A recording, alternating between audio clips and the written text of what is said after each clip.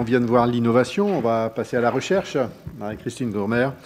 Donc, ce que les chercheurs peuvent apporter en termes aussi là d'innovation, ou tout au moins de connaissances scientifiques qui permettra derrière de mieux gérer, faciliter la gestion des eaux pluviales en ville.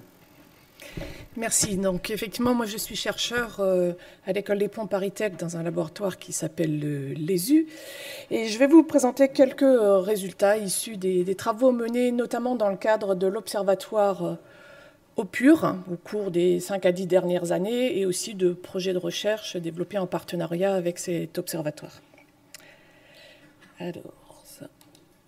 Alors, dans le cadre d'Haut-Pur, au cours, je dirais bien maintenant, des 20 dernières années, nous nous sommes pas mal intéressés à mieux connaître les flux, la nature et les sources des flux de contaminants et de micropolluants qu'on trouvait notamment en aval des systèmes d'assainissement urbains, que ce soit des rejets unitaires ou séparatifs de temps de pluie, et aussi à comparer ces flux-là avec ce qu'on trouverait quand on remonte beaucoup plus à la source, sur différents types de surfaces urbaines. Et tout ça nous a amené à penser et à conclure que finalement, on n'allait pas pouvoir se contenter d'agir uniquement à l'aval par des systèmes de gestion centralisés si l'on voulait maîtriser la pollution induite sur les milieux aquatiques superficiels par la ville, et qu'il fallait agir également beaucoup plus à l'amont, au plus près de la source de cette contamination.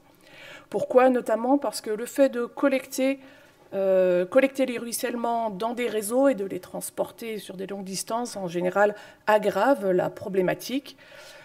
C'est assez évident dans le cas de l'unitaire, vu qu'on va mélanger avec des eaux usées qui présentent un panel de micropolluants beaucoup plus large, tel que notamment tout ce qui est médicaments, par exemple. C'est également le cas dans les systèmes séparatifs, parce que les systèmes séparatifs sont rarement parfaits. On a le problème des mauvais branchements, on a des problèmes de sédimentation, remise en suspension au cours des pluies, et puis on a le fait qu'on va mélanger en fait des types de ruissellement très différents, certains qui finalement au départ n'étaient pas si pollués que ça, avec un peu d'autres qui représentent peut-être moins de volume, mais qui peuvent être très chargés et qui vont contaminer le tout. Donc, agir à la source, mais comment agir à la source? Alors, il y a différents leviers à mettre en jeu. Le premier, ce serait déjà de limiter les émissions, que ce soit les émissions de polluants ou les émissions d'eau. Donc, mieux réfléchir à qu'est-ce qu'on utilise comme matériaux dans notre environnement urbain, comment on peut agir sur le trafic, comment est-ce qu'on peut limiter les surfaces qui génèrent du ruissellement. Et si on ne peut pas empêcher le ruissellement de se produire et de se charger au passage d'un certain nombre de molécules, mais il faut l'empêcher d'arriver jusqu'au milieu récepteur. Donc il faut limiter le transfert de l'eau et des flux associés au milieu. Et l'un des principaux leviers pour limiter le transfert d'eau, c'est d'agir sur la réduction des volumes ruisselés. Alors au passage, cette gestion beaucoup plus à la source nous permet aussi d'envisager différemment l'eau de la ville, d'aller vers de la valorisation autant que possible de cette ressource. Et on l'a déjà évoqué, on en a besoin, ne serait-ce que pour alimenter les espaces végétalisés qu'on souhaite promouvoir à l'avenir dans l'environnement urbain.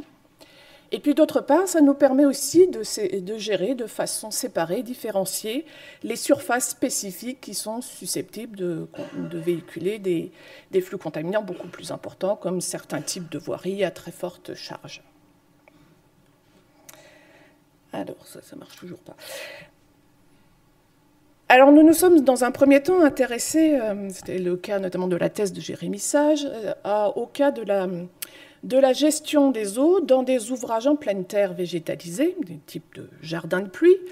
Et la question que nous sommes posées, c'est est-ce qu'on peut toujours réduire efficacement les volumes ruisselés à l'échelle annuelle, y compris si les sols ne sont pas très perméables, et est-ce que c'est suffisant ou efficace également pour maîtriser les flux polluants? Alors l'exemple que je vous donne là, ce serait l'exemple où on fait du stockage-régulation à la source, dans un petit ouvrage perméable végétalisé, mais où le sol, c'est une argile sableuse, perméabilité 3, 10-7, donc a priori pas très favorable à l'infiltration. On voit qu'il suffit finalement de relever un peu le niveau de sortie du tuyau et de créer un volume mort au fond pour arriver à efficacement intercepter et évacuer par infiltration et évapotranspiration une fraction importante de la pluviométrie annuelle.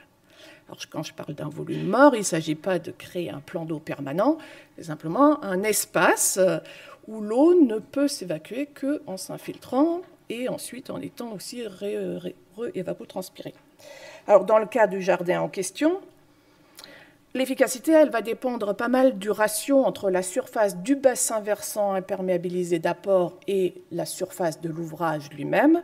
Si je prends un ratio de 20, donc j'utilise un espace pour le jardin qui est équivalent à 5% de la surface du bassin versant d'apport. Et si je fais une hauteur de 5 cm de volume mort, ce qui est finalement très peu, on arrive à abattre plus de 50% des flux d'eau et de contaminants. On peut augmenter un peu cette efficacité en augmentant la hauteur du volume mort, mais en fait, c'est bien plus efficace de réduire le ratio surface du bassin versant sur surface d'ouvrage, donc faire des ouvrages une gestion plus diffuse en consacrant un peu plus d'espace à la gestion des eaux pluviales. Alors, au passage, je voudrais vous signaler qu'il y a un travail en cours pour produire un outil web que nous avons nommé Oasis, qui s'appuie sur les résultats de cette thèse, pour aider justement à la conception, à la dimensionnement de ce type d'ouvrage. Et puis, il y a des cas de figure où, malheureusement, on ne peut pas du tout infiltrer, par exemple parce qu'il y a des problématiques de gypse. Est-ce qu'on peut quand même, dans ce cas-là, réduire les flux annuels ? Eh bien oui, on peut aller vers des ouvrages avec des massifs poreux végétalisés, mais étanches. Alors, dans cette catégorie, on va retrouver, par exemple, le cas des toitures végétalisées. Les toitures génèrent une fraction très importante des volumes ruisselés en ville. Et l'avantage de la toiture végétalisée, c'est que la surface de l'ouvrage, elle est égale à la surface réceptrice de la pluie. On n'a pas de bassin versant extérieur. Pardon, j'avais pas vu que ce n'était pas passé. Ou alors, on peut aller vers des massifs étanches de type noue étanché, jardin de pluie étanché, ou ce qu'à l'international, ils appellent cellules de biorétention. C'est toujours le même principe. On a un massif poreux, une terre ou un mélange terre-sable, avec des végétaux dessus, sauf que cette fois-ci, on va gérer un bassin versant plus grand. Donc, la surface, intervient là à nouveau le ratio entre surface du bassin versant extérieur et surface de l'ouvrage. Et plus ce ratio est grand, par contre, et moins l'efficacité en termes de réduction des flux d'eau va être bonne. Alors, quels sont les deux principaux facteurs limitants dans l'efficacité de réduction des volumes ruisselés par ces ouvrages? Le premier, c'est la capacité du dispositif à retenir l'eau dans le massif poreux, qui va dépendre de l'épaisseur du massif, mais aussi de la nature du sol et de ce qu'on appelle sa capacité maximale en eau.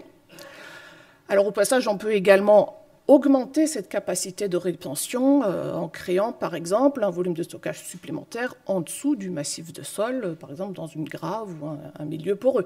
Ce qui pourrait aussi être une réponse sur comment faire pour que nos végétaux aient plus d'eau en période de sécheresse.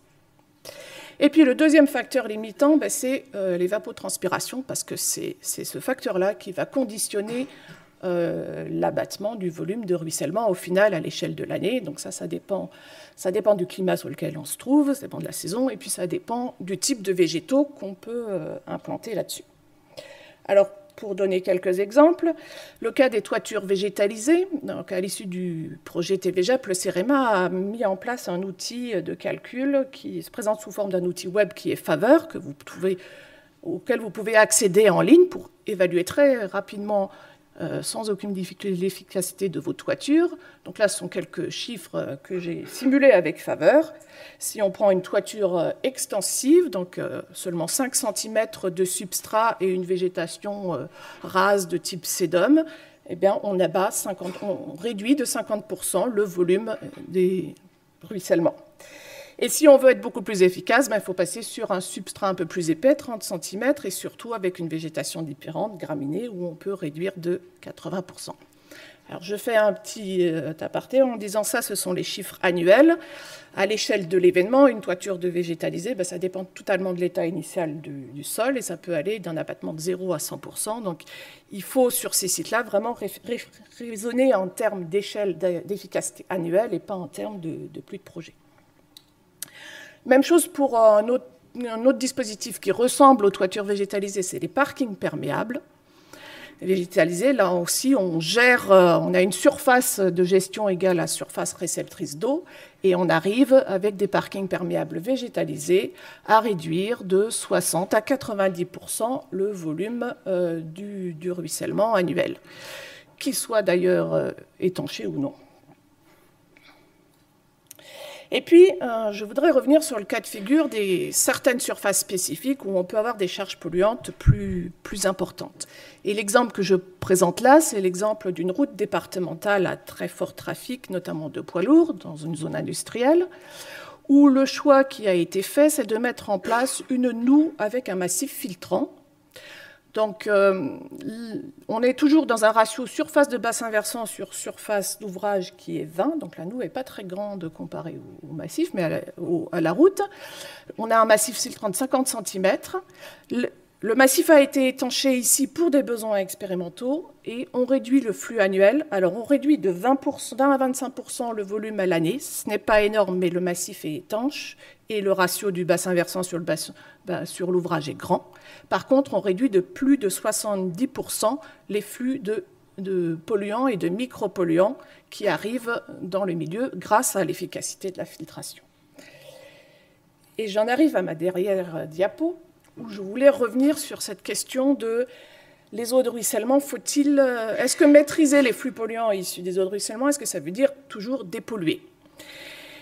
Et là, ce sont quelques chiffres issus du projet de recherche Rouler Pur, qui s'est intéressé aux eaux de parking et voirie, et on a travaillé sur quatre sites contrastés, un parking en zone résidentielle, une rue en centre-ville à Rosny-sous-Bois, et puis 2 voiries à très fort trafic, la départementale à Compan et la voie sur Berge à Paris avant qu'elle ne soit piétonnisée.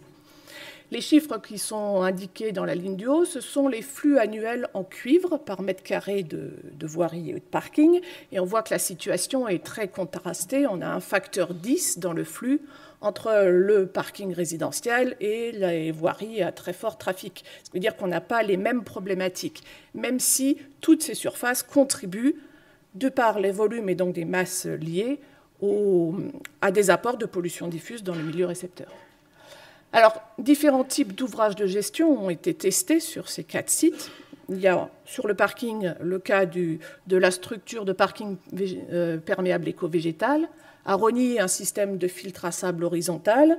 À Compan, c'est la noue filtrante que je vous ai présentée tout à l'heure. Et à Paris, c'était un dépollueur compact industrialisé. Sur les cas des 2 voies les plus chargées, effectivement, les approches qui sont des approches de dépollution permettent certes de réduire les flux, mais on a des flux qui restent quand même non négligeables à la fin. Et au final, si on veut vraiment limiter ce qui arrive au milieu, il faut également agir sur le volume. Et sur les 2 premiers sites où les flux finalement ne sont pas si forts au départ, chercher à dépolluer n'a pas vraiment de sens en soi. Ça va être difficile de diminuer des concentrations lorsqu'elles ne sont pas très fortes au départ. C'est beaucoup plus facile de chercher à limiter le volume de ruissellement qui rejoint le milieu aquatique.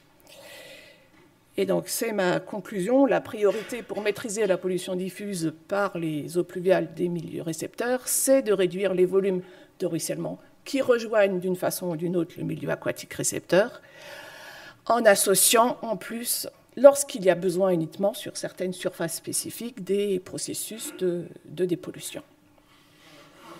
Merci.